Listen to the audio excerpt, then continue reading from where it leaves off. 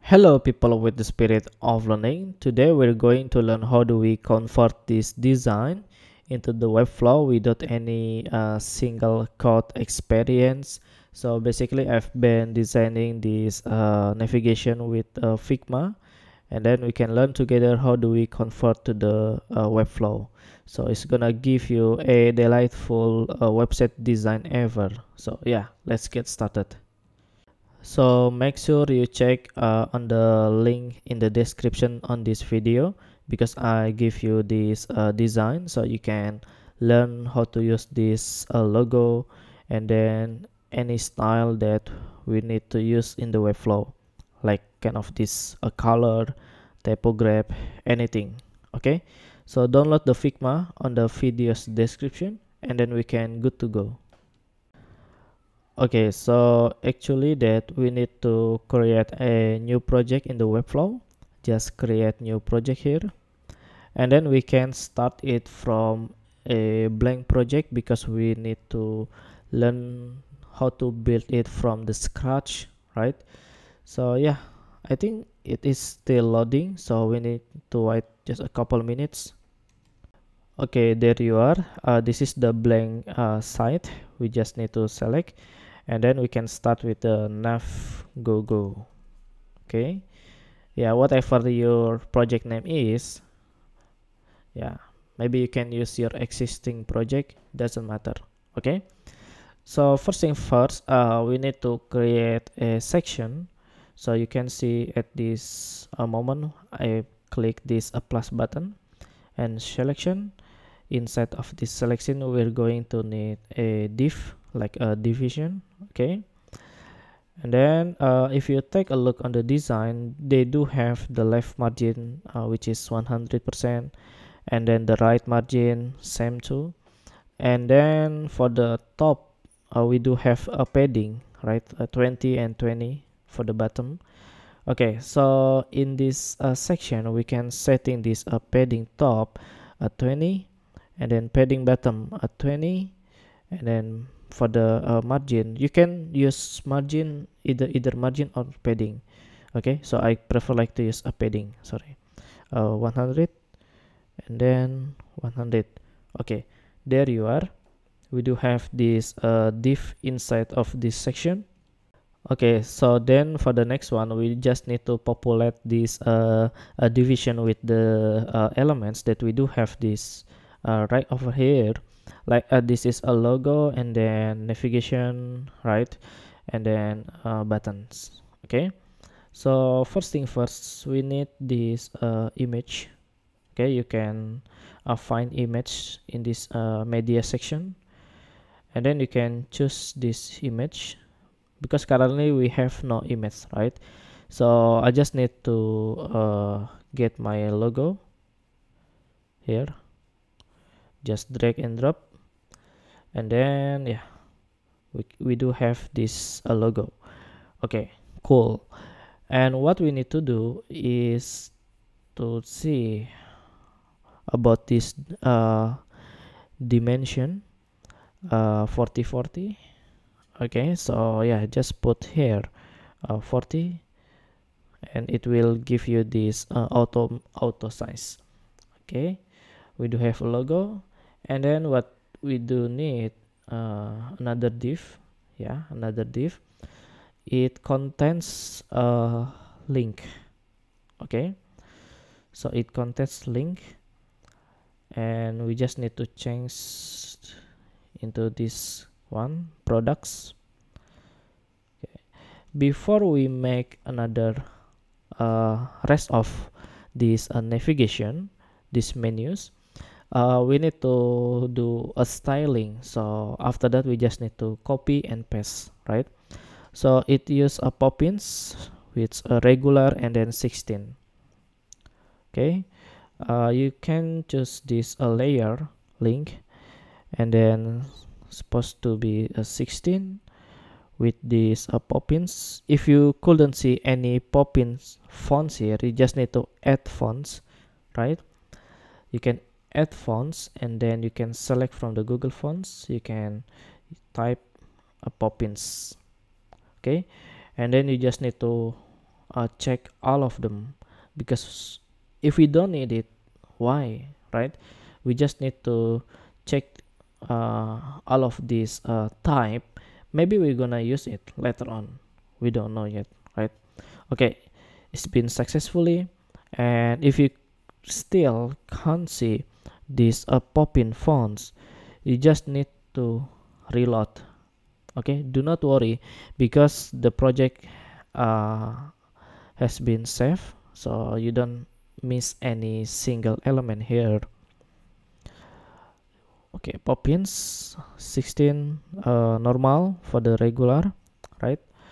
And then you see the color is full of black without any underline, so just click here for this removing this underline. And then for the color, we're going to use, oh sorry, the color is right here, products. Okay, done, right?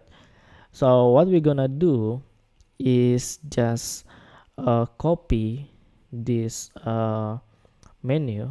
Okay, but before we're doing that, we just need to ensure how many navigation that we need. Okay, 3 more. Just copy, paste, paste, paste. Okay, and then you can change the menu. Okay, so I just changed the label of these links. Okay, and then what we're gonna need is giving a padding. Okay, so you can go up here to the spacing and give a padding about 30. Okay, and it will make sense, right? Wow, so cool. Okay, so the next one, we do need this group of buttons, right? So we need another div here. Okay, so what we're gonna do, just copy this div block, but we're going to remove these links. Okay, we just need to copy the div. Okay, so inside of this div, we just need to give a button. We need to add up a new button here, and then we can go with this button first, this sign up. Just double click to change the label, sign up. And if you inspect this sign up, it has 120 for this width, and then for the padding top about 11. So we click this button and we create class which is button master. Okay, the button master, we're going to use this style for any button in this website or in this navigation.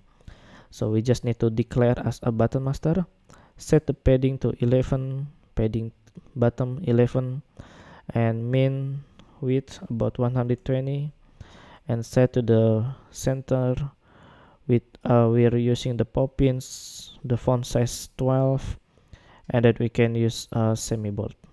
Okay, and for this radius, you can see the border radius, we can set it to 100. Okay, now for the color, we just need to copy this background and implement here. Boom, it's done. Okay, so what we're gonna need to copy and paste, because we need another button here which is sign in. Okay, so we just need to change the label, the sign in, and the color, it's a different color. We just need to copy the hex code and put right here. Okay, but whenever you do a change this color, it will change to the another button, because we are still using the same selector or the style name. So what we need to do, just undo. Okay, we just need to undo, and then we need to select this sign in button and put as the button secondary. Okay, so in the button secondary, whenever you change, it will not give the impact to the another button, right? So let's see for the background. So this button has fill color and then stroke color. First we need to move in this background color, which is fill color, and then yeah, just put here, and we need to set up this border to pixel, and the border color we just need to put here. Okay, done. And in this sign in, we do need a margin right about 10. That's enough. Okay, now we do have these elements, and we just need to tidying up the layout. Okay, so we'll move into the layout design. So we choose this div block, and then we activate into the grid.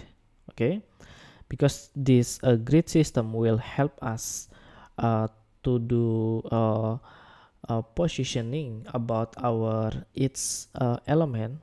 Okay, for the gap we don't need any gap. Okay, and since our items from the left to the right, so it's only using a single row. We don't sorry, we only only one row, but instead of this single row we need to use a couple of columns, right? So whenever you see this option in this Webflow, they do offer two row, so we just need to put here just a single row and then change a direction to the column, so it will give you just a one single row. Okay, and then we need three columns. Okay, one column for the logo, one column for the navigation links, and one column for the group of buttons, right? So in this one FR, we just need to use max content. Okay, and in this one FR we just need to put max dash content. Okay, so whenever you click done, it's supposed to be like this. It's pretty cool and it is pretty amazing. You don't have to mastering any CSS code, because we just need to click these inspectors. It gives us a power to do a layouting. Okay, so in this div block, we need to put these elements into the middle, vertical middle. So if you see this align, it's going to give you a vertical middle. Okay, and then we're going to this div block. We just need to give the margin left about 30. Okay, well, it is done yet. We just need to give a box shadow, or we call it a drop shadow here. But in the Webflow, do not confuse yourself, because in the Webflow they use it as a box shadow, but in the Figma they're using this methodology called drop shadow. Okay, so in this rectangle one of this layer, we just need to click over here.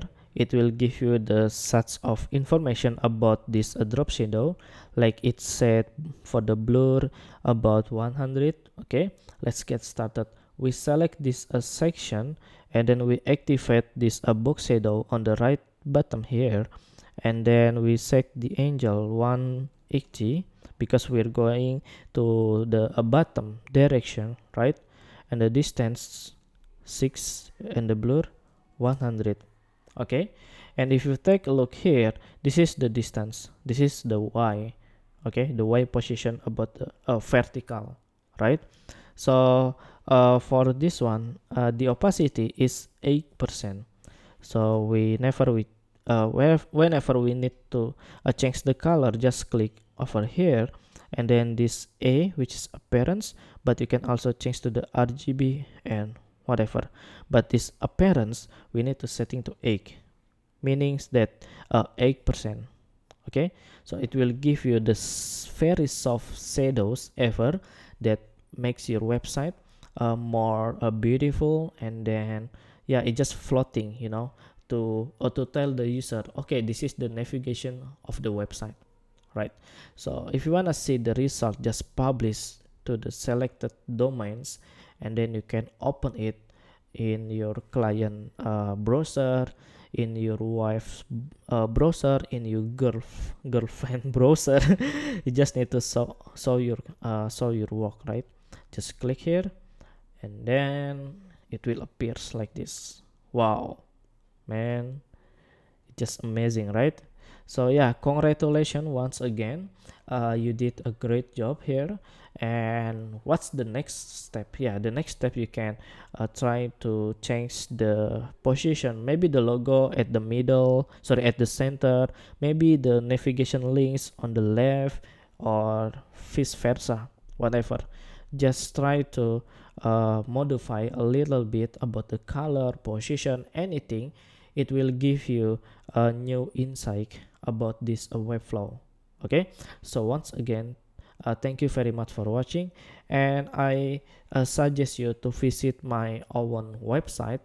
Yeah, that you can learn about design and code with the experienced mentors here. We do have a lot of online course. So yeah, just visit buildwithangga.com. So thank you, and I'll see you in the next video of Webflow.